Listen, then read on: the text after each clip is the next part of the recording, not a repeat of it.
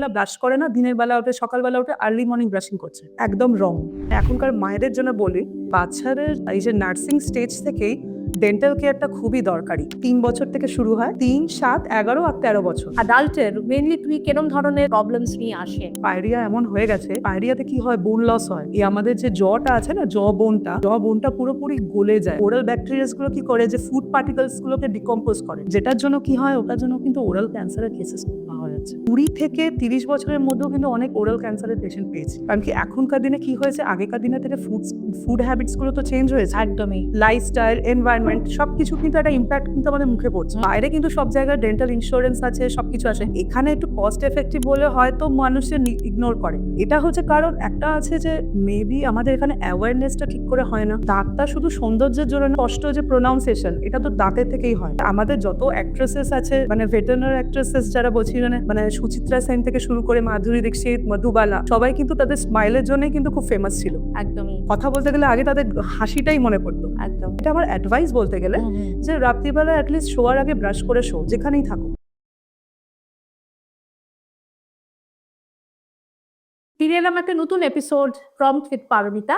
আজকে আমাদের গেস্ট হলেন ডাক্তার অনুসুয়া দাস মুখার্জি। অনুসুয়া হলেন ডেন্টাল সার্জন এবং 12 বছর ধরে উনি প্র্যাকটিস করছেন এবং ওনার চেম্বার কলকাতাতে রয়েছেন। উনি বিভিন্ন সংস্থার সঙ্গে যুক্ত আছে, সোশ্যাল অ্যাক্টিভিস্ট এবং প্রচুর ফিলান্থ্রপিক অ্যাক্টিভিটি করে। Anusuya, welcome to our channel prompt with Paromita. কেমন আছো? খুব ভালো, তুমি কেমন আছো? আমার চলছে।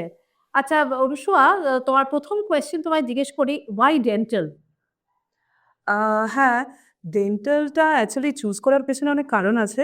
কারণ কি, আমি তো ফার্স্টে এক তো হচ্ছে র‍্যাংক নিয়ে আমি ডেন্টালটা পেয়েছি। তারপরে হচ্ছে যে ডেন্টালের সম্বন্ধে যেটা আমার আগে যেরকম কনসেপ্ট ছিল, তো সেটা আমি যখন পড়লাম, তখন আমি বুঝতে পারলাম যে অনেকটা জিনিসটার মধ্যে অনেকটা হেভেন ডিফারেন্স আছে। প্রথমত সাবজেক্টটা খুব ইউনিক সাবজেক্ট। আর এটাতে কিন্তু অনেক কিছু ইনক্লুডেড আছে। একটা মানে অনেক ডেপথ আছে সাবজেক্টে। আমরা যেহেতু অনেকে মনে করি যে মানে ডেন্টিস্ট্রি অনলি ডিলস উইথ মানে টিথ, মানে স্পেসিফাইড উইথ মানে দাঁত। এবার সেটা কিন্তু নয়। এখন এটার কি আছে, আমি যা দেখলাম যে এর সাথে কিন্তু অনেক কিছু কভার করছে। তার সাথে মানে আমাদের হেড অ্যান্ড নেক, আমাদের oncology, microbiology, biochemistry, physiology, anatomy, মানে সবকিছু লিঙ্ক।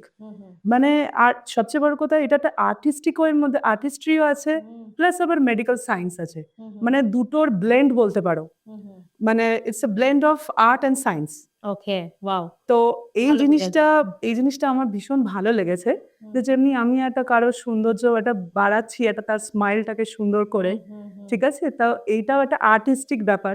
এবার যখন কোনো ওরাল ডিজিজ হচ্ছে, তার ওরাল ইস্যুস হচ্ছে, কোনো প্রবলেম হচ্ছে, তো সেটাকে আমি একটা মেডিকেল সায়েন্সের মাধ্যমে সেটাকে আমি কিওর করছি। রাইট। তো এখানে দুটোর একটা ব্লেন্ডিং এর ব্যাপার আছে। আর এটা কি আছে, এটা মানে আমি যেটা মানে পড়তে আমার খুব ইন্টারেস্ট এলো যে এটার মধ্যে না অনেক কিছু কসমেটিক্স ব্যাপারও আসছে, ডার্মাও আসছে। এখনকার দিনে যেমনি মেয়েদের মানে তারা একটা সৌন্দর্য সচেতন, হেলথ কনসিয়াস। তো এখানে ডেন্টালের সাথে কিন্তু মুখের একটা খুব সুন্দর একটা রিলেশন তো আছে। নিশ্চয়ই। মানে ওরাল হেলথের সাথে একটা আমাদের ওভারঅল হেলথেরও একটা খুব বড় লিঙ্ক আছে। নিশ্চয়ই। তো এই জিনিসটা আমার খুব ভালো লেগেছে। আর সবচেয়ে ভালো লাগে যে যখন পেশেন্টরা তাদের একটা নতুন লুকস নিয়ে যায়, তারা স্মাইল করে, তারা ভেতর মানে তখন আমার খুব স্যাটিসফ্যাকশন হয়। কারণ কি, মানে ওরাল মানে আমাদের দেশে এটা একটা মানে ব্যাপার আছে যে ওরাল হেলথটা তো একটু নেগলেক্টেড আছে। তো কিন্তু সেই জিনিসটা আমি মানে দেখি যে ওরাল হেলথ এখনকার দিনের জেনারেশনের অনেকে কিন্তু হেলথ কনসিয়াস আছে। এবার তারা কিন্তু সৌন্দর্যের সাথে সাথে ডেন্টালেরও কেয়ার নিচ্ছে। নিশ্চয়ই। এবার যখন আগে যেটা হয়তো তারা করেনি, সেটা এখন তারা আস্তে আস্তে কেয়ার নিচ্ছে। ওকে। আচ্ছা, আমাকে অনুসুয়া তুমি বলো, যে এই যে যারা বাচ্চা, যাদের অলরেডি মিল্ক পুড়ে গেছে, পড়ে উঠে গেছে, তাদের কি করে তারা মানে ডেন্টাল কি করে হাইজিন মেইনটেইন করবে, বা দাঁতের মধ্যে what are the dos and don'ts for them? তার মাদের জন্য বা প্যারেন্টস এর জন্য কোনো টিপস যদি তোমার কাছ থেকে থাকে?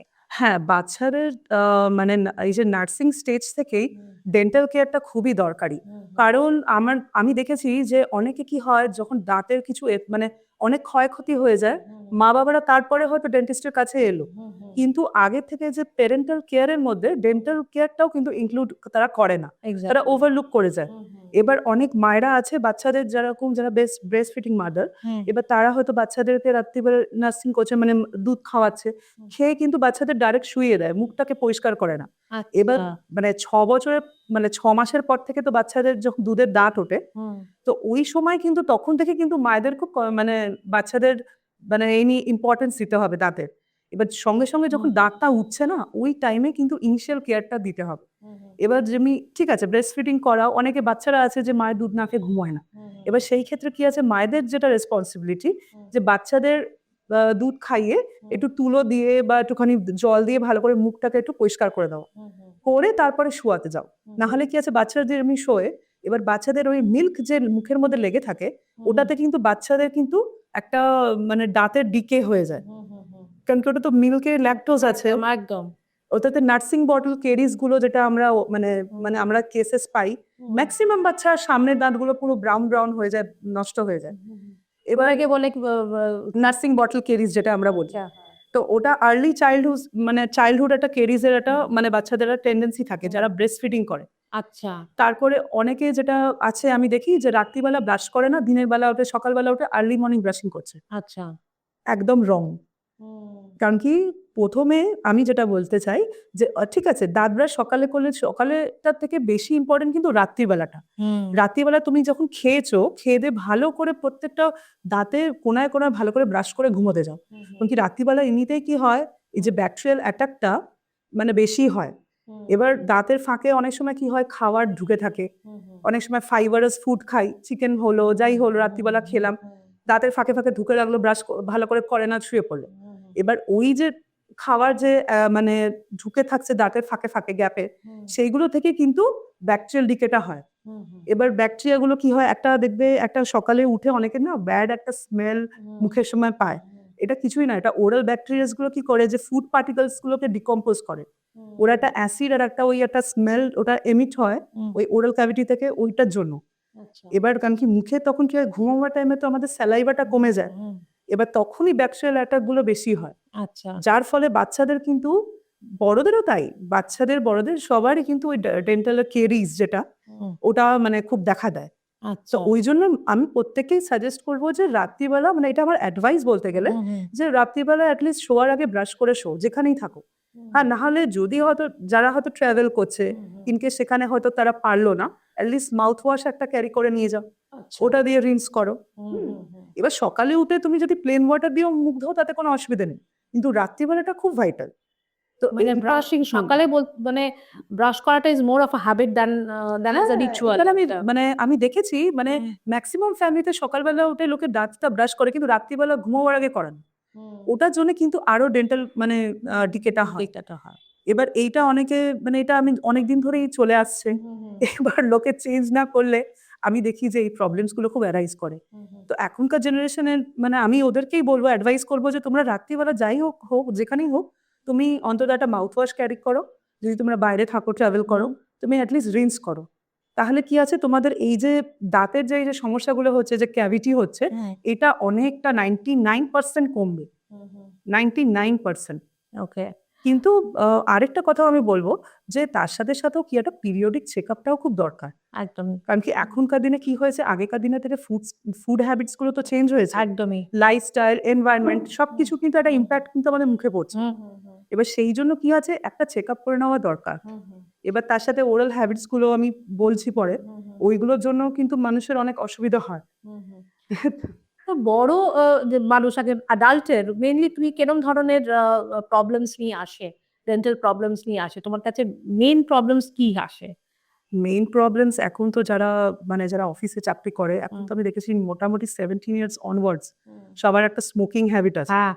স্মোকিং আর এখন হচ্ছে গুটকা অ্যান্ড অল, রজনীগন্ধা, এটা হচ্ছে মোস্ট পপুলার এখন, একটা ট্রেন্ড।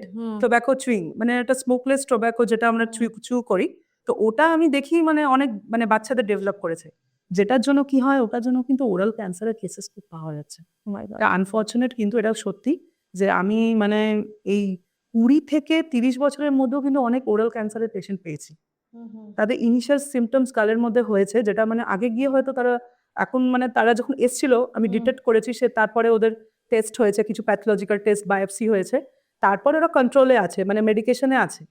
কারণ কি একবার হয়ে গেলে ওটা কিন্তু রিল্যাপস করার চান্সেস থাকে, আর যদি মানে প্রাইমারি কেয়ারটা না হয় ওটা অ্যাডভান্স স্টেজে চলে যায়।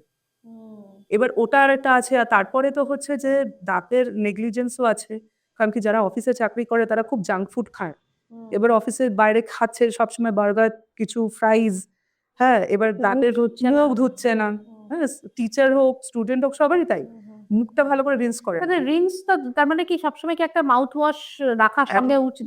না, যদি সেরকম অসুবিধা হয় অ্যাটলিস্ট মুখটা ভালো করে ওয়াশ করলেও হলো, একটু ওয়াশরুমে গিয়ে যদি একটু ভালো করে ওয়াশ করে দিলাম, কিছুটা তো মুখটা পরিষ্কার থাকে। একদম না করেই জাস্ট চলে এলে না, ওই মুখের মধ্যে যে যত ফুড পার্টিকলস ঢুকে থাকবে ওটা থেকেই কিন্তু আরো মানে ডিকেটা হয়। তারপরে জল খারাপ, আমাদের এখন আয়রন আছে, তো দাঁতের মধ্যে অনেক দেখবে স্টেনস পড়ে, যেটাকে আমাদের টাটার বা মানে ক্যালফ্লাস বলি, ওটাকে কিন্তু পরিষ্কার করানো খুব দরকার। ওটা জমতে থাকলে কিন্তু পায়রিয়ার প্রবলেম হবে একদম। ইয়াং লোকেদের আমি দেখেছি যে দাঁত পর্যন্ত নড়ে গেছে ডিউ টু নেগলিজেন্স, বিকজ পায়রিয়া এমন হয়ে গেছে। পায়রিয়াতে কি হয়, বোন লস হয়, এই আমাদের যে জটা আছে না, বোনটা পুরোপুরি গলে যায়, মানে বলতে গেলে ব্যাকটেরিয়াটা ডিকম্পোজ করে করে ওর মধ্যে এত ব্যাকটেরিয়াল অ্যাকুমুলেশন থাকে না, যেটা মানে এই যে টাটারে, মানে কি বলবো, ওটা শুনলে লোকে হয়তো ভয় পাবে, কিন্তু ওটা সত্যি যে মুখের মধ্যে ওটা থাকে না, ওটা কিন্তু একটা ফরেন বডি হিসেবেই তুমি ট্রিট করতে হবে ওটাকে। মানে আমরা যে স্কেলিং পলিশিং করি, মানে বছরে একবার অ্যাটলিস্ট করে নিলে না, মানে পায়রিয়ার প্রবলেমটা থাকে না। স্কেলিং পলিশিং তুমি রেকমেন্ড করছো? বছরে একবার তো করাই উচিত সবাইকেই, কারণ কি এখনকার দিনে যে আমাদের যে মানে হ্যাবিটস গুলো যেগুলো আছে, ওটার জন্য আমাদের প্লাক ডিপোজিশনটা খুব হয়। হ্যাঁ, এবার সেটার জন্য কি হয়, ওটা ওই যে গামসটাকে নষ্ট করে দেয়। এবার গামস নষ্ট হয়ে গেলে তো বোনের স্ট্রেন থাকবে না, দাঁত মোবাইল হয়ে যাবে। কিন্তু বলে যে স্কেলিং করলে বা পলিশিং না, রাদার স্কেলিং করলে নাকি দাঁত বেশি থিন হয়ে যায়, ব্রিটল হয়ে যায়, ভাঙার চান্সেস নাকি অনেক বেশি হয় বলে। না, সার্ভিস স্কেলারটা আলাদা জিনিস। অনেকে কি হয় যে মেশিনটা ভাইব্রেট করছে, তো অনেকে ভাবে বোধহয় ওটা মানে দাঁত কেটে দিচ্ছে, ওটা না। মানে আমাদের মানে ইনস্ট্রুমেন্টস আলাদা আছে, দাঁতে ক্যাভিটি হলে আমাদের যে বার্ডস গুলো দিয়ে মানে রোটারি ইনস্ট্রুমেন্টস, ওটা দিয়ে শুধু ওটা ড্রিল করার পারপাসে। আর এইটা স্কেলার্সটা হচ্ছে কি, যে সুপারফিশিয়াল যে দাঁতে যে লেয়ার গুলো পড়ে, ওটাকে ভাইব্রেশনের মাধ্যমে ভেঙে ভেঙে বার করে দেয়, আর ওর ভেতর থেকে জলও বেরোয়, মানে একটা কুলেন্ট হিসেবে কাজ করে। ওটা কিন্তু দাঁতে কিছু ক্ষতি করে না, ওটা মানে এতই মাইল্ড, ওটা হাতে নখের ওপর চালালেও কিন্তু তোমার নখ কিছু কাটবে না। আচ্ছা আচ্ছা। তো ওটা দাঁতে কিছু না। আসলে অনেকে কি হয় যে দাঁতে যখন পরিষ্কার হয় না, একটু রক্ত রক্ত বেরোয়, ভয় পেয়ে গেল বা শিরশির করলো, ওই কারণে। আচ্ছা, তুমি বলো তো, মানে আমরা বিদেশে যখন যাই, বিদেশে আমি দেখেছি যে ডেন্টাল ট্রিটমেন্টের অ্যাওয়ারনেসটা প্রচুর বেশি। ওরা ডেন্টাল ট্রিটমেন্ট, মেন্টাল ট্রিটমেন্ট দুটোই ভীষণ বেশি। ইন্ডিয়াতে ডেন্টাল ট্রিটমেন্ট এত নেগলেক্টেড কেন মনে হয় তোমার? এটা আসলে মানুষের একটা, আমি জানি না ডেন্টিস্ট্রিটা মানে কিভাবে এত নেগলেক্টেড এখানে আমাদের ইন্ডিয়াতে। বাইরে কিন্তু সব জায়গায় ডেন্টাল ইন্স্যুরেন্স আছে, সবকিছু আছে। এখানে একটু কস্ট এফেক্টিভ বলে হয়তো মানুষের ইগনোর করে, দাঁত বলে হয়তো লাস্টে হয়তো গেলে যে না ঠিক আছে, দাঁত একটু প্রবলেম হচ্ছে, পরে যাব। এখন কার্ডিয়াক প্রবলেম হলে লোকে আগে ছুটবে হসপিটালে, একদম, যে না আমি বোধহয় এক্ষুনি মরে যাবো। তো ডেন্টালে যন্ত্রণা করলে লোকে একটু মানে বেয়ার করা অবধি রেখে দেয়। এবার যখন আনবেয়ারেবল হয়ে যায় তখন ডেন্টিস্টের কাছে বা স্পেশালিস্টের কাছে যায়। এটা হচ্ছে কারণ একটা আছে যে মেবি আমাদের এখানে অ্যাওয়ারনেসটা ঠিক করে হয় না। এটা একটা গভর্নমেন্টের তরফ থেকেও একটা নেগলিজেন্স বলতে পারো। তারপরে ওভারঅল কি আছে, স্টেটেও কোনো কিছু এর মানে হয় না। এবার আমরা প্রাইভেটলি যারা অ্যাওয়ারনেস ক্যাম্প করি তারা করি। এবার কলেজেস যারা আছে, কলেজ এখন স্কুল কলেজেও কিছু কিছু হেলথ ক্যাম্পসের মানে ডেন্টালটা ঢোকাচ্ছে।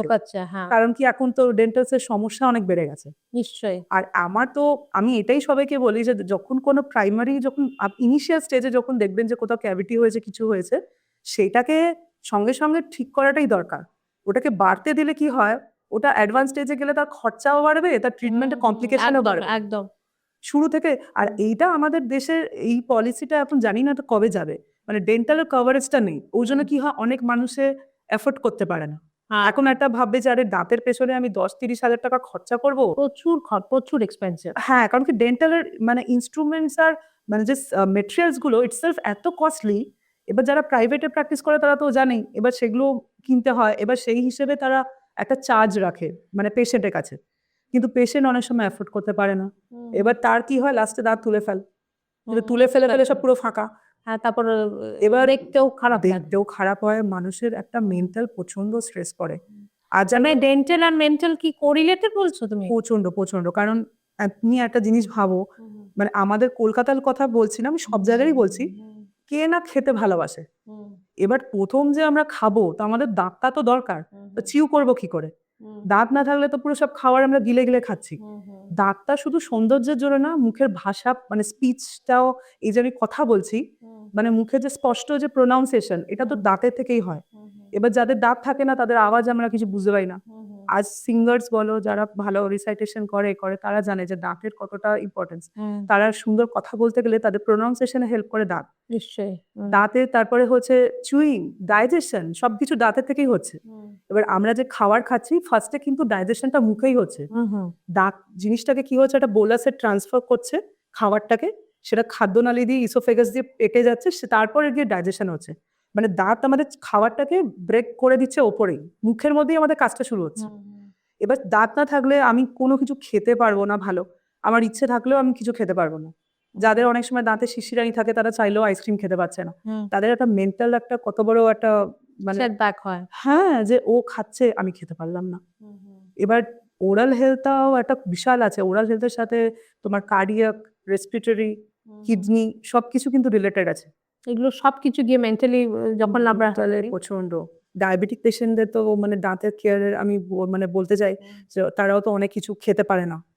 এবার মানে আগে তো গামস নষ্ট হয়ে যায় ডায়াবেটিসে, তুমি দেখবে দাঁতে খুব ফ্লেয়ার হয়ে যায়, দাঁতগুলো সেটিং নষ্ট হয়ে যায় দাঁতে।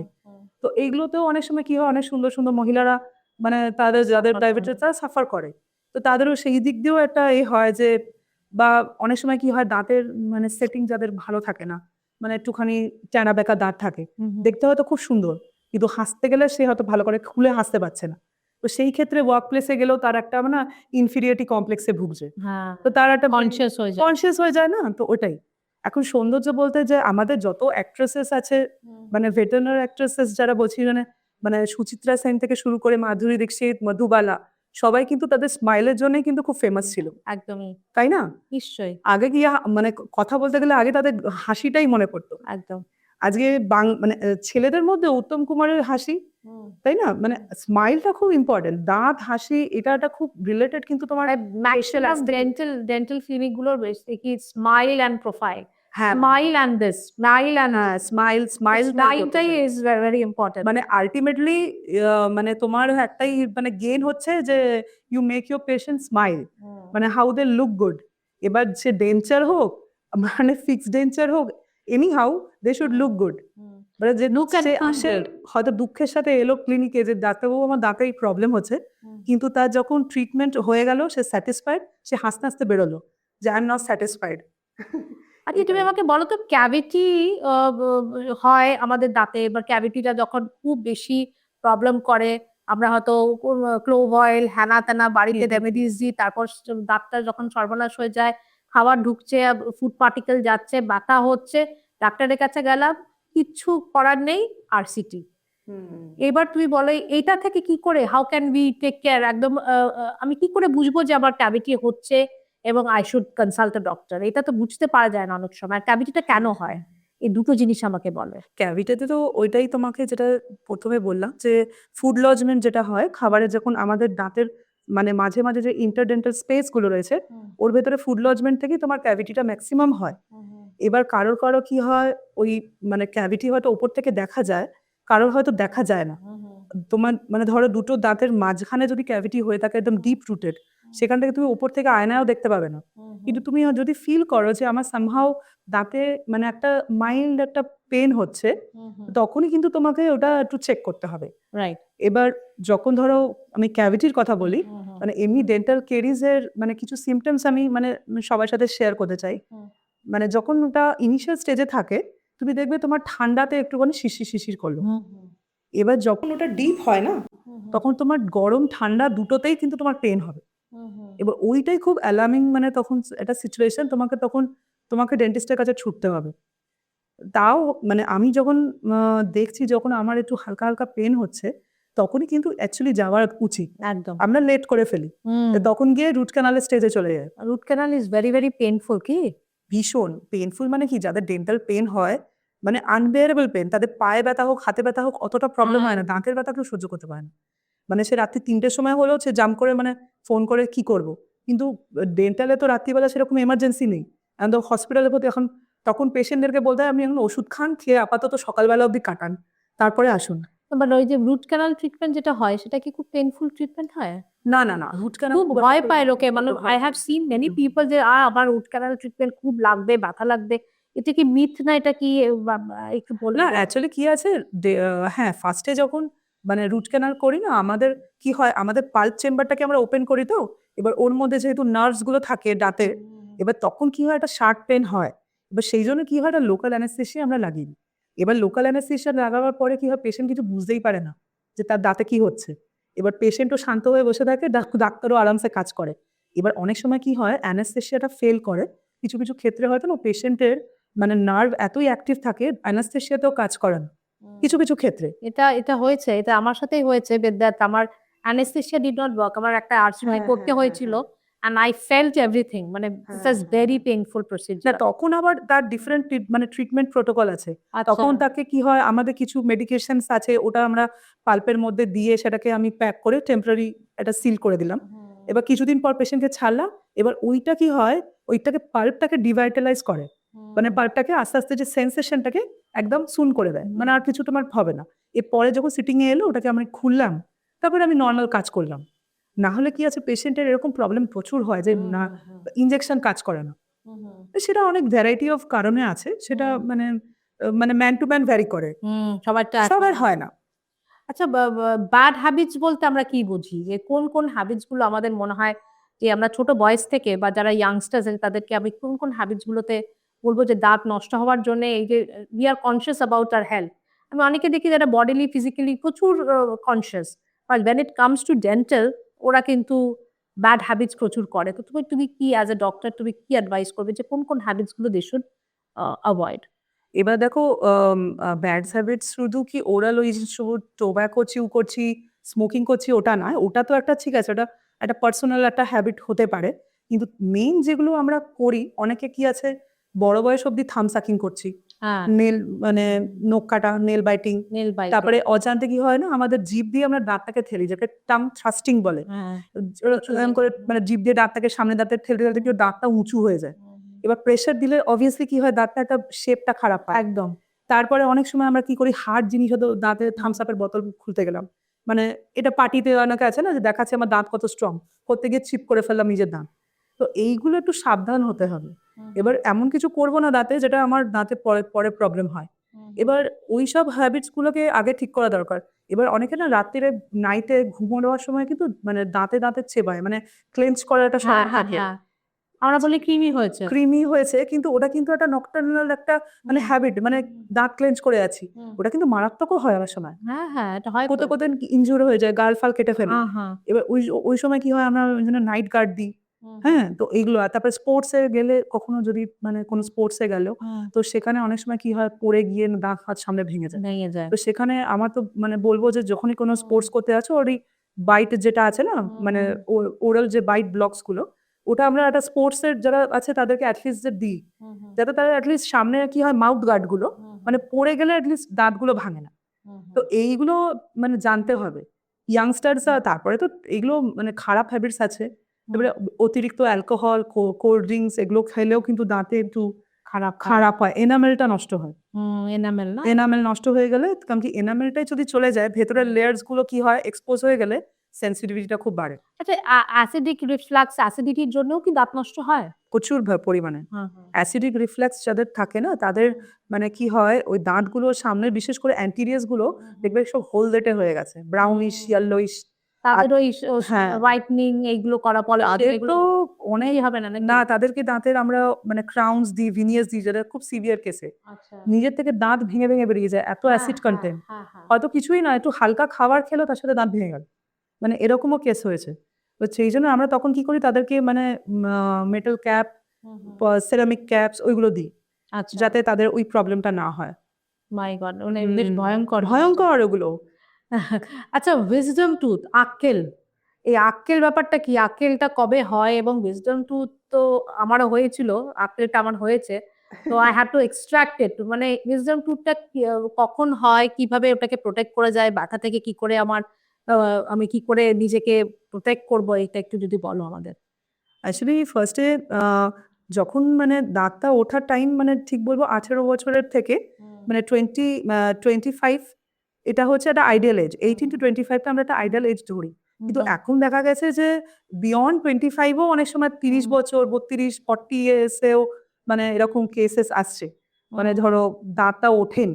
ইনফ্যাক্ট আমি তো মানে সিনিয়র সিটিজেনদের মধ্যেও মানে পেয়েছি 70, 72, 68 ইয়ার্সে মানে এরকম উইজডম টিথের প্রবলেম। আচ্ছা। তারা জানতেনই না যে তাদের দাঁত রয়েছে মানে আচ্ছা। ভেতরে, মানে একদম ওঠেই কোনোদিন ওঠেন, কিন্তু পরের দিকে একটা এমন হয়েছে তাদের ওইখানে ব্যথা শুরু হয়ে গেছে। এবার এক্স রে করতে গিয়ে ধরা পড়েছে। আচ্ছা। তো এই জিনিসগুলো একটা খুব হয়। এবার এখন কি আছে না, এখন সেরকম ভাবে কিছু বলা যায় না। 18 to 25 এজটা একটা অ্যাপ্রক্সিমেট একটা এজ আমরা বলি, কিন্তু তার বাইরেও এই সমস্যাটা হয়। এবার যখনই মানে এই সমস্যাটা হলে ফার্স্টেই হচ্ছে কি গাল টাল ফোলে, পেছন দিকে একটা দেখবে যে মাড়িটা ফুলে গেছে, একটু ব্যথা হচ্ছে। এই মানে এই ম্যান্ডিবল যে সাইড গুলো, কানের সাইড গুলো থেকে একটু ব্যথা করে, ওপরে হলে এই সাইডে কানের পাশ দিয়ে একটু ব্যথা রেডিয়েট করে। তো তখন আমার মনে হয় যদি দেখে যে এরকম কোনো ফোলা হচ্ছে মাড়িতে, খেলে মুখ খুলতে গেলে একটু অসুবিধা হচ্ছে, তখন ইমিডিয়েটলি তখন আমার মনে হয় একটা ডেন্টিস্টের কাছে গিয়ে একটা ওপিনিয়ন নেওয়া ভালো। একদম। আর তার সাথে কি আছে, মেইন এখানে যেটা কাজ লাগে হচ্ছে আমাদের এক্স রে, রেডিওলজি, মানে এটাতে খুব বড় একটা অবদান আছে। এবার দাঁতে তো মানে শুধু আক্কেল দাঁতটা এরকম না যে সেটা সোজা উঠবে, অনেক সময় সেটা মানে একদম স্লিপ মোডে থাকে, মানে শুয়ে থাকে। আমার হয়েছিল, এই জন্য বুঝেছি আক্কেল দাঁতটা মানে এটা হ্যাজ টু বি এক্সট্রাক্টেড করতে হচ্ছে। সেটা ডিপেন্ড করে মানে তার পজিশন হিসেবে।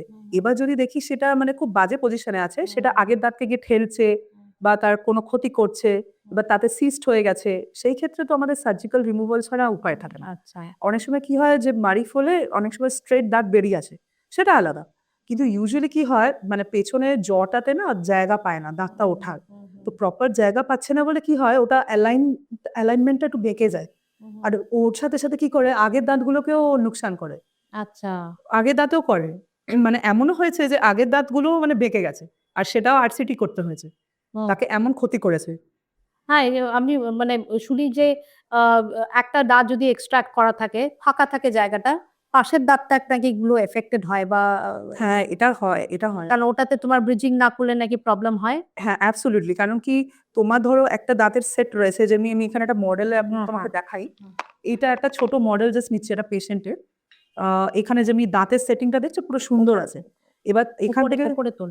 হুম। এখানে জাস্ট আমি এটা দেখাচ্ছি।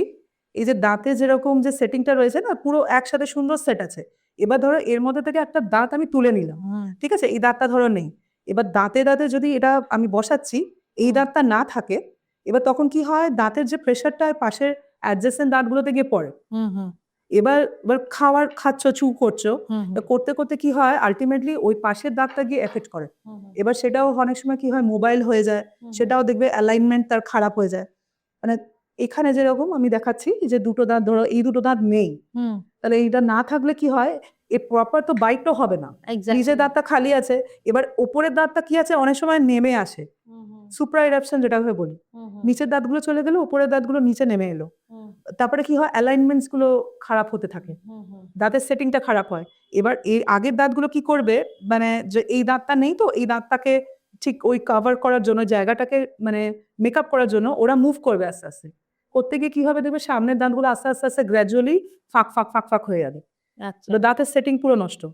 তো এইটা একটা খুব মানে আছে মানে ভাবার বিষয়। এটা কি ব্রিজ করতে হয়? মানে এই দাঁতটাকে বসাতে হবে? কিছু না কিছু প্রসেস লাগাতে হবে। আইদার তুমি রিমুভেবল লাগাও, আদার না হলে তুমি সবচেয়ে ভালো তো ফিক্সড প্রসেস। এবার অনেকে এফোর্ড করতে পারে ফিক্সড প্রসেস করতে গেলে তো ওটাকে ওই আরসিটি করতে হবে আবার? না। ব্রিজ করতে গেলে যদি তোমার হেলদি দাঁত থাকে পাশে, ওটাকেই আমরা সাপোর্ট নিয়ে ওটাকে মাঝে ব্রিজ করি।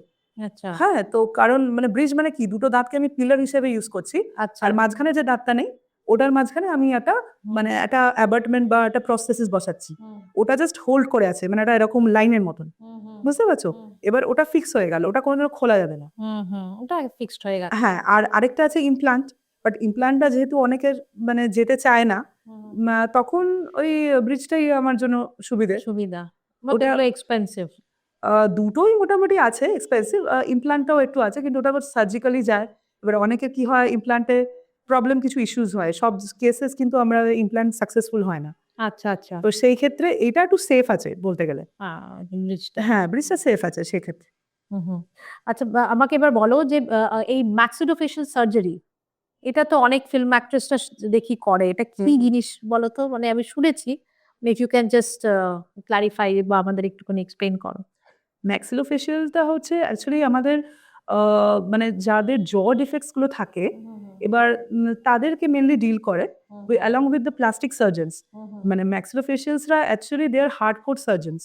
তারা বোনের সাথে মানে মানে সার্জিক্যালি বোনটাকে ঠিক করে, অ্যালাইন করে। এবার তাদের যদি ধরো মানে কারো কারো কি হয়, ম্যান্ডিবলটা খুব চওড়া, মানে আর কারো কারো আবার ছোট হয়। তো সেখানে কি হয়, জ ডিফেক্টস এর জন্য অনেক সময় মুখের শেপটা নষ্ট হয়, অ্যালাইনমেন্টস এর দাঁতের টিথ ইরেগুলার লাগে, প্রোক্লিনেশন হয়ে যায় দাঁতে। রাইট। এবার অনেক অ্যাক্ট্রেসেস তুমি দেখবে আগের ফটো, বিফোর আফটার ফটোস গুলো দেখবে যে হাসি মানে উঁচু দাঁত, তারপর দেখলে চেপে গেছে। এবার সেখানে কি হয়, ম্যাক্সিলোফেশিয়ালরা অনেক সময় মানে যেখানে খুব কেসটা মানে খুব কমপ্লিকেটেড আছে, মানে রেট্রোগ্রাথিক বা প্রোগ্নাথিক জ, সেখানে তারা সার্জিক্যালি ক্যারেট করে জটাকে পজিশনে আনে। মানে হয়তো চওড়া মানে জটা সামনে, এই পেছন নিচের জটা এগোনো বা ওপরের জটা এগোনো, সেই জায়গায় ওরা কি করে, জটাকে একটা পজিশনে আনে। তার সাথে কি হয়, অর্থোডন্টিস্টরা যারা দাঁতে ব্রেসেসের কাজ করে, এবার তারা আসে নেক্সট পার্টে। এবার তারা কি করে, দাঁতের সব ব্রেসেস করে দাঁতটাকে শেপে আনে, দুটো দাঁত প্রপার মানে অ্যালাইনমেন্ট হয়। তো এটা দুটো কম্বিনেশন করে হয়। এবার ফিল্ম স্টারেরা আজকাল অর্থোগনাটিক সার্জারি আছে, যারা মানে তাদের জ ডিফেক্টস আছে তারা মেনলি করায়। এই যেমনি একজন আমাদের এখানে মানে তুমি টলিউডের বলিউডের একজন অ্যাক্ট্রেস করে, যে সানায়া কাপুর, মানে আপকামিং একজন অভিনেত্রী। তো ওর আগে ফটো দেখবে, ওর একটা প্রোগনাথিজম ছিল, প্রোগনাথিক জ্বর, সেটাকে ওরা এখন ঠিক করেছে। সেটা একটা, ওটা কিন্তু একটা সার্জিক্যাল মাধ্যমে হয়। তো এগুলো তো মানে কস্ট তো রয়েছে, তার সঙ্গে কি পেনফুল?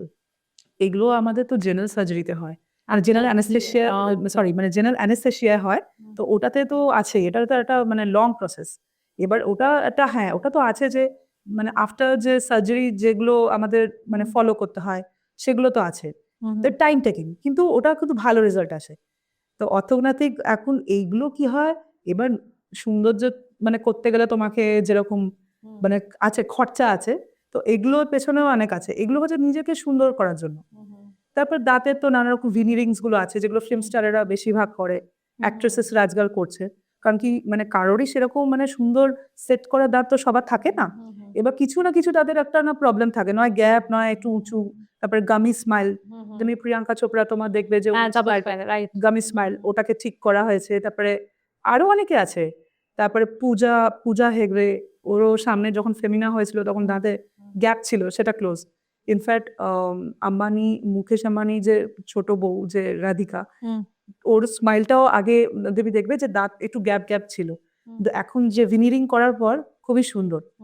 তো এগুলো আছে, ছেলে মেয়ে সবাই আজকাল এগুলো করে। তো এটা কিছু খারাপ না, এটা বেশ সুন্দর দেখা যাবে। এই আনুষ্কা শর্মাও যে স্মাইল এখন যেটা আছে ভিনিরিং করা দাঁত, খুবই সুন্দর লাগে, মানে লুকসের সাথে যায়। নিশ্চয়ই, ভালো দেখার জন্য ওয়াই নট। আচ্ছা, অনুষ্কা তুমি আমাদের বলো যে লো কস্ট ডেন্টাল ট্রিটমেন্ট কলকাতায় কোথায় করানো যায়? আমাদের যারা ভিউয়ার্স আছে, বা লো কস্ট ডেন্টাল ট্রিটমেন্ট কি কলকাতায় হয়, বা ফ্রিতে ডেন্টাল ক্যাম্প তুমিও তো করো, বা এখানে কোথায় people can reach you or reach the dentist in Calcutta, একটু যদি বলো আমাদের। না, আমাদের তো মানে কি হয়, যখন কোনো মানে হেলথ মানে ক্যাম্প হয়, তাহলে ডেন্টালের সাথে আমরা যেরকম মানে কোনো না কোনো অর্গানাইজেশনের সাথে যুক্ত হয়ে আমরা করি। তো কোনো না কোনো চ্যারিটেবল অর্গানাইজেশন যেটা আছে, কিন্তু ওখানে কিন্তু কোনো কসমেটিক ট্রিটমেন্টসটা হয় না। ওখানে প্রিলিমিনারি জাস্ট একটা ডায়াগনোসিস হয়। এবার কার কি প্রবলেমস আছে আমরা ওইখানে তখন বলে দিই। আর ট্রিটমেন্টস বলতে গেলে কি হয়েছে, ডেন্টাল ট্রিটমেন্টসটা না একটা কি আছে, ওখানে মানে অনেক ইকুইপমেন্টসও দরকার পড়ে। এখনকার দিনে কি আছে, আমাদের মানে অনেক মোবাইল ডেন্টাল ভ্যান মানে পাওয়া যায়, যেটার মাধ্যমে আমরা ডেন্টাল ক্যাম্পস গুলো করি। কিন্তু ওটার থেকে আমার মানে মনে হয় যে বেটার মানে প্রাইভেট চেম্বারে করানোটাই ভালো। তো আমি আমার চেম্বারে যেরকম মানে একটু মানে কস্টটাকে একটু মানে কমই রাখি যাতে সবাই একটু এফোর্ড করতে পারে, কিন্তু সব জায়গায় সেটা তো সম্ভব নয়, কারণ তাদের সেট আপ, তাদের মানে মানে পজিশন, তারা যা আছে সেগুলা তাদের হিসেবে আর তারা তুমি একটা করে। ফিলান্থ্রপি করো, এবং আমি আমার ভিউয়ার্সদের বলতে চাই, ডক্টর অনুসোয়া দাস মুখার্জি কে আপনারা যদি কনসাল্ট করতে চান, প্লিজ আমাদের ডিএম করুন। আমরা ওনার নাম্বার, চেম্বার লোকেশন সবকিছু আপনাদের দিয়ে দেবো, এবং আপনারা অনেক লো কস্টে আপনারা ডেন্টাল ট্রিটমেন্ট করাতে পারবেন। অনুসোয়া, লাস্ট কোয়েশ্চেন, আমাকে ডেন্টাল টিপস যদি তুমি তোমার কাছ থেকে তুমি আমাদের ভিউয়ার্সদের দাও, ফর অ্যাডাল্টস, ফর ইয়াং, সব মিলিয়ে একটা টিপ ফর দ্য ভিউয়ার্স। অফকোর্স আমি প্রথমেই যেটা প্রথমে বলেছি যে দাঁতের ট্রিটমেন্ট যেটা আছে, দাঁতের ডাক্তারের কাছে তো একটা পিরিয়ডিক চেক আপ করানোটা অবশ্যই দরকার, কারণ কি এখনকার দিনে আমরা যেরকম রিফাইন ফুড খাচ্ছি, সব কিছু এনভায়রনমেন্টাল চেঞ্জ হয়েছে, তার জন্য আমাদের দাঁতে অনেক এফেক্ট পড়ে। এবার ওই জন্য কি আছে, আমাদের একটু এক্সট্রা কশাস থাকতে হবে, দাঁতের মানে সঠিক টুথব্রাশ ইউজ করা একটা জানতে হবে, কিভাবে ব্রাশ করার টেকনিক্সটা জানতে হবে, রাত্রিবেলা অবশ্যই শোয়ার আগে ব্রাশিং করতে হবে। হ্যাঁ, বেশিরভাগ আমাদের একটু পারলে একটু ফাইব্রাস ফুড খেলাম, ভিটামিন সি যুক্ত খাবার খেলাম, তাতে কি হয় আমাদের গামস প্রবলেমটা অনেকটা কমে। এবার হ্যাঁ, এবার যাদের যাদের ধরুন সিস্টেমিক কিছু প্রবলেমস আছে, তাদের সাথে তো দাঁতেরও অনেক কিছু প্রবলেম হয়, সেইগুলোকেও আগে ঠিক করা দরকার। এবার যাদের ধরুন যাদের অস্টিওপোরোসিস থাকে, ক্যালসিয়াম ডেফিসিয়েন্সি, থাইরয়েড প্রবলেম, এদেরও আমার মনে হয় মানে দাঁতের মানে খুব গুরুত্ব নেওয়াটা দরকার, কারণ কি এদের কিন্তু অনেক ডেন্টাল প্রবলেমস থাকে। তারপরে ব্যাড হ্যাবিটস গুলোকে ত্যাগ করা, একদম ওটা আছে। ফার্স্টলি এখন স্মোকিংটা মানে সেরকম ভাবে বন্ধ করাটা তো সম্ভব নয়, কিন্তু যারা স্মোকিং করছে তাদের অ্যাটলিস্ট স্কেলিং টেলিং করানোটা খুব দরকার। আর চেষ্টা করা উচিত যে যতটা কম মানে স্মোক করা যায় তত ভালো। তারপরে পান, খৈনি, গুটকা এগুলো তো আছে, এগুলো তো মানে পার্সোনাল চয়েস, কিন্তু আমি বলবো এগুলোকে না খাওয়াই ভালো, ইনক্লুডিং বিটেল নাট, মানে সুপারি। সুপারিও খুব যে বেশি খাওয়াটা ভালো সেটা না, কারণ কি এটা ওরাল ক্যান্সার হয়। এবার যেগুলো আমি জানি যেগুলো লাইফ রিস্কিং আছে, মানে পরের দিকে গিয়ে ক্যান্সার হতে পারে, সেই সব জিনিসগুলোকে আমার মনে হয় অ্যাভয়েড করাটা ভালো। আর কোনো স্টিকি ফুড খেলাম তো মুখটা ভালো করে ধুলাম। অনেকে ক্যাডবেরি খেতে ভালোবাসে, এবার ক্যাডবেরি খেয়ে এবার দাঁতের ফাঁকে ফাঁকে যে ক্যাডবেরি গুলো লেগে আছে, এবার ব্যাকটেরিয়া গুলো সেটা এনজয় করে করে দাঁতের মধ্যে ফুটো করে দেয়, ক্যাভিটি করে দেয়, লেমন টার্মে বলছি। এবার সেইগুলোতে কি আছে, লাস্টে এখন লোকে এসে কমপ্লেন করছে আমি কি করব। দাঁতে পোকা আমরা যেটাকে বলি, যেটাকে একটা লেমন টার্ম, অ্যাকচুয়ালি বোকা বলে কিছু নেই, এটা ব্যাকটেরিয়াল ডিকে সিম্পলি। এবার আমাদের ছোটবেলা থেকে মায়েরা বলে দাঁতে পোকা লেগে গেছে, কিন্তু ওটাই আর কি হয়, যেরকম একটা মানে উই পোকা যেরকম একটা কাঠকে না লেয়ার বাই লেয়ার নষ্ট করে না, এই ব্যাকটেরিয়া গুলো কি করে মানুষ মানে দাঁতের যে প্রত্যেকটা লেয়ার আছে, প্রত্যেকটা লেয়ার নষ্ট করতে করতে গিয়ে লাস্টে গিয়ে একদম নার্ভে পাল্পে গিয়ে পৌঁছে যায়, তারপরে কিন্তু এক্সট্রিম পেন হয়। তো এবার উইজডম দাঁতেরও আমি বলবো যে উইজডম দাঁতে যখন দেখছো যে দাঁত ফুলছে কিছু হচ্ছে, ইমিডিয়েটলি মানে স্পেশালিস্টের কাছে গিয়ে কনসাল্ট করো, মানে এক্সরে করাও। তারপরে কি আছে, হেলদি খাবার তো খেতে বলবো, যেটা যতটা পারবো খাও তাহলে ভালো। হ্যাঁ, আর ব্যাস এই কটাই আছে। আর মানে আঙুল চোষা এগুলো একটু মানে এ করা বন্ধ করাটাই ভালো, মানে নেল বাইটিং করা, এগুলো এগুলোতে কি হয় বেশি করে। হ্যাঁ, আর হার্ড জিনিস চু করার আগে 10 বার ভেবে করো, মানে বন্ধুদের আর তারপর মাংসের হাড় খাওয়া, বোন চুইংটা আছে, বোন চুইংটা আমি একটা জিনিস বলবো যে অনেক সময় কি হয়, হ্যাঁ এটা কিন্তু খুব একটা ভালো পয়েন্ট তুমি বলেছো, বিশেষ করে মাটনের হাড় খেতে গিয়ে অনেকে কিন্তু দাঁত ভেঙে গেছে। ইনফ্যাক্ট পেয়ারা খেতে গিয়েও পেয়ারা চু করতে গিয়েও দাঁত ভেঙে গেছে। তো সেই ক্ষেত্রে আমি বলবো যে আমাদের দাঁত তো আর আগের মতো সে প্রিমিটিভ এজে যেরকম লোকেরা ছিল, ওরা মাছ হাড় মাংস সব খেত, তো এখন যত মানুষ অ্যাডভান্স স্টেজে গেছে, মানুষের দাঁতগুলো কিন্তু অত বড় নেই আর। সুগার কেন তো খেতেই পারি না আমরা, সুগার কিন্তু খাওয়ার এখন টিভিতে দেখে মানে আমি যদি ট্রাই করতে যাই, ফিরে এলাম একটা নতুন এপিসোড, দেখে শুনে খাওয়াটা উচিত, মানে কিছু করতে গিয়ে এফেক্ট করে গেলাম, কিন্তু এটা কিন্তু ঠিক যে মানে একটু অ্যাভয়েড করা ভালো। আমি অনেক সময় হাড় খেতে গেলে না দাঁতের এনামেল উড়ে যায়, দাঁত ভেঙেও বেরিয়ে যায়, লোকে বুঝতে পারে না।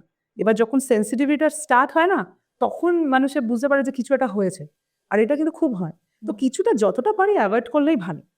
এবার খেলাম, এবার মুখটাও রিন্স করা, ট্রাভেল করতে গেলে একটা মাউথ ওয়াশ অবশ্যই নিজের সাথে রাখা, যদি আমি দেখছি আমি ব্রাশ করতে পারছি না, অ্যাটলিস্ট মুখটা রিন্স করে নিলাম, কিছুটা তো ব্যাকটেরিয়াল মানে লোডটা কম হয়।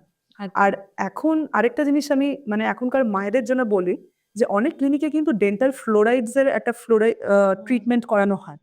ওটা অ্যাকচুয়ালি আমাদের যেরকম ছিল আগে 3 3 বছর থেকে শুরু হয়, 3, 7, 11 আর 13 বছর। মানে এই কয়েকটা মানে পিরিয়ডে মানে যখন বাচ্চাদের গ্রোয়িং স্টেজ থাকে, মানে যখন একটা primary dentition, mixed dentition stage আর একটা হচ্ছে ফুললি ইরাপ্টেড দাঁত মানে পার্মানেন্ট ডেন্টিশন স্টেজ, ওই সময়গুলোতে ইন্টারভেলসে আমরা ফ্লোরাইড ট্রিটমেন্টটা করি। এটাতে কিন্তু বাচ্চাদের কিন্তু ভবিষ্যতে এই করালে দাঁতের মানে কেরিজের টেন্ডেন্সিটা খুব কমে।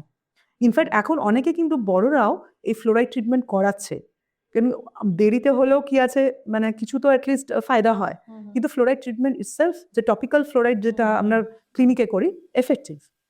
তো এইগুলো কিছু আছে, এগুলো করলে স্কেলিং করালে আমার মনে হয় দাঁতে আর কোনো সমস্যা থাকবে না। থাকে না, definitely prevention is better than cure. আর আড়াটেরা দাঁত থাকলে তো আমি বলবো অবভিয়াসলি যদি তোমরা দেখতে সুন্দর মানে নিজেদেরকে দেখতে সুন্দর আরো বেশি সুন্দর করতে চাও তো অবভিয়াসলি ট্রিটমেন্ট করাতে পারো, এতে কোনো খারাপ কিছু না। সবাই সুন্দর দেখার সবারই অধিকার আছে। এবার সেটার জন্য dental treatment is not bad. এবার হয়তো ভগবান হয়তো তোমার মানে ভগবান দত্ত হয়তো সুন্দর দাঁত নেই, কিন্তু সেটা হয়তো ঠিক আছে আফটার মানে মানে বার্থও আমরা মানে করতে পারি। মানে যখন দাঁত ইরাপ্ট হয়ে গেল, ফুল ফ্লেজের দাঁত সব পার্মানেন্ট দাঁত এসে গেল, অর্থোডন্টিক ট্রিটমেন্ট হোক, কসমেটিক ডেন্টাল ট্রিটমেন্ট হোক, নানাভাবে আমরা সুন্দর করে দাঁতটাকে অ্যালাইনমেন্ট করে দিতে পারি। আচ্ছা, আরেকটা প্রশ্ন এবং শেষ প্রশ্ন হলো ফ্লসিং। এটা কি খুব ভালো দাঁতের জন্য বা শরীরের জন্য? যে আমরা অনেকেই আছে যে দাঁতের ফাঁকে খাবার বা কিছু ঢুকে গেলে আমরা ফ্লসিং করি এবং ডেন্টিস্টরা বলে যে আপনি টুথপিক দিয়ে না খুঁটিয়ে ফ্লসিং করাটা বেটার। তুমি কি বলো এটা? দেখো ফ্লসিংটা ব্যাপার হচ্ছে, ফ্লসিংটা নো ডাউট ভালো, কিন্তু অনেকে কিন্তু ফ্লসিংটা ঠিক মতন করতে পারে না। ফ্লসিং এর টেকনিক্সটা কি আছে, সামনে দাঁতে করলাম পেছনে দাঁতে গিয়ে আটকে গেলাম। অনেকে কি আছে ঠিক মতন করে জানে না যে কিভাবে করতে হয়। এবার অনেক সময় ইন্টারডেন্টাল ব্রাশগুলো থাকে, ফ্লসারও কিছু মানে এখন মেডিকেল শপে পাওয়া যায়, ওগুলো দিয়ে ইজিলি হয়। কিন্তু এখন আরেকটা নতুন যেটা মার্কেটে এসেছে সেটা হচ্ছে ওয়াটার যেটা জেট ফ্লসার, যেটা অ্যামাজন বা অন্যান্য মানে তোমার অনলাইনে পাওয়া যায়, ওটাও খুব ভালো। ওটাতে কি আছে না, ওই যে ওয়াটার জেট যেটা সিস্টেমটা আছে ওটা দিয়ে ইন্টারডেন্টাল না পুরো মুখটা ভালোভাবে ক্লিন হয়। আচ্ছা আচ্ছা, ওটাও একটা ইউজ করা যেতে পারে। ওকে, তাহলে ভালোই।